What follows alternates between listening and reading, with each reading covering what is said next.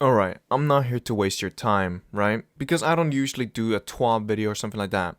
So, I'm gonna go through the changes I saw specifically that I want to talk about. And for PvP mainly, so I'm not gonna talk about the divinity nerf or anything like that, damage changes or anything like that. I'm gonna talk about the changes I saw the most interesting. We have to go back a few weeks though, because the ability changes was 4 weeks ago. And they didn't say anything about invisibility, at least currently, but on the new TWAB they said they're working on a change for Invis on December 13th. That's good. And except for that, the only real change that they're doing to abilities are buffing stasis, which is a good thing, especially for Cryoclasm, because it's such a good ability and no one's using it because it gives you one ability slot. And also Stasis Titan is bad. Another change I wanted to see was a buff to Stasis Titan speed and the melee tracking for super only. And then the other change I saw was Touch of Thunder Storm Nades are getting nerfed, which is good, which is what we needed. But it's not a big change. It decreased like timing by like a second or something. They did not nerf Warlock Slide Melee. They're also reducing Unstoppable Force for Glaives, which is a good thing. Unstoppable Force gives increased damage when you have shield out. It's reduced from 30 to 20. The only perk that I saw that I got interested in was Genesis. It now triggers on breaking players' shields. That means it's actually going to be used. And then Tunnel Vision and Kill Clip have been buffed, but Kill Clip is also getting nerfed. Duration of these buffs can now be refreshed if activated while already active, which wasn't an option before. So I'm happy to see that's actually a thing now. But Kill Clip damage has been reduced from 33 to 25. As long as you can 2-tap people with 120s, I don't care. That's kind of what I personally think. And then Serve Rounds, actually, this is an interesting one. It removes now a 10% range scalar and now offers 7 stability and 3 range, which I got kind of sad about. It was like a cool mix between Ricochet, High Cal, and Armor Piercing rounds. Blinding Grenade Launchers are getting nerfed. They're getting changed into the Arc one, so it's not going to be as bad. Glaives melee damage has been reduced from 75 to 67, and now it will have a better hit detection. Fusion Rifles get nerfed stability and aim assist from 49 to 35 and aim assist from 59 to 45. Sidearms reduced zoom on Drang from 14 to 13. Shotguns are getting new spreads, so the best one in my opinion is rapid fires, but they don't deal enough damage. An additional change to aggressive frames are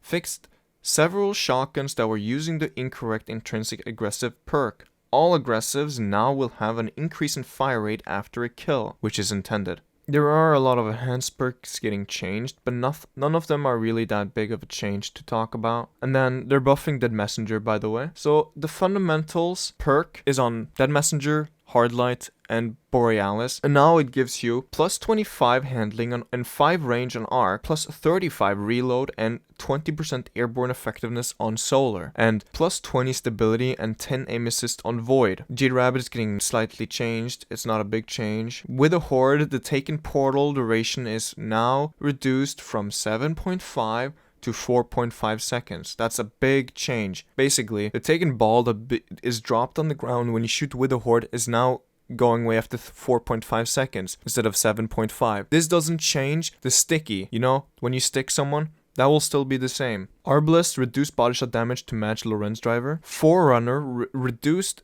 base damage from 40 to 37 and crit damage from 72 to 67. Not a big enough change, I'm gonna be personally honest. No Time Traveler's Chosen Vigilance Wing had full auto.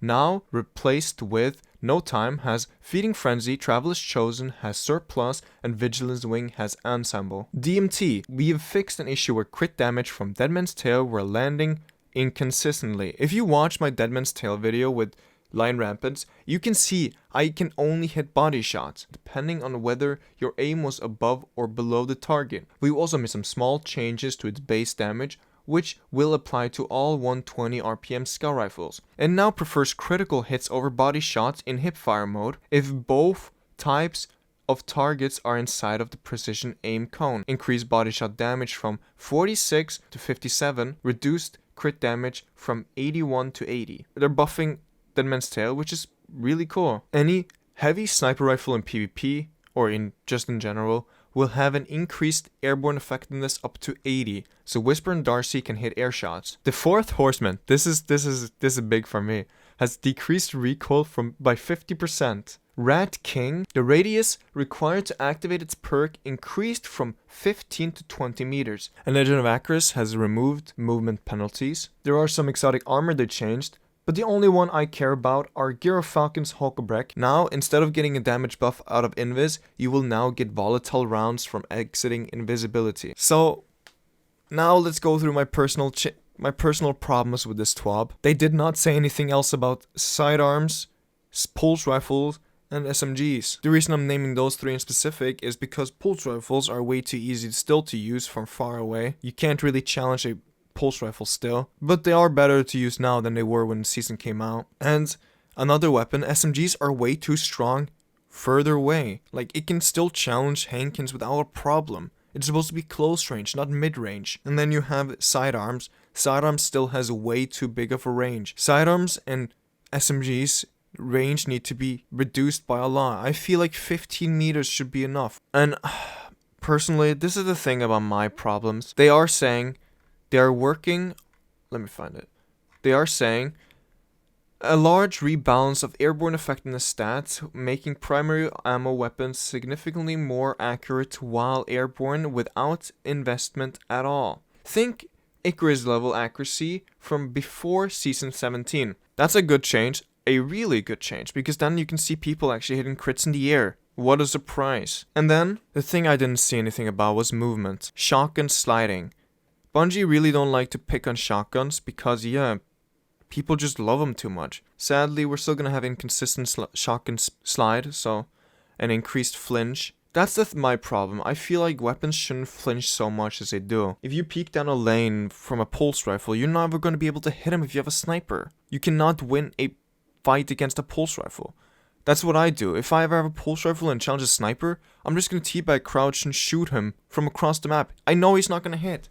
Unless he is on controller, of course. The ability changes are kind of underwhelming. No invis change until later, but that's fine, because now we're confirmed we're getting one. But no Titan overshield change, and no knockout change.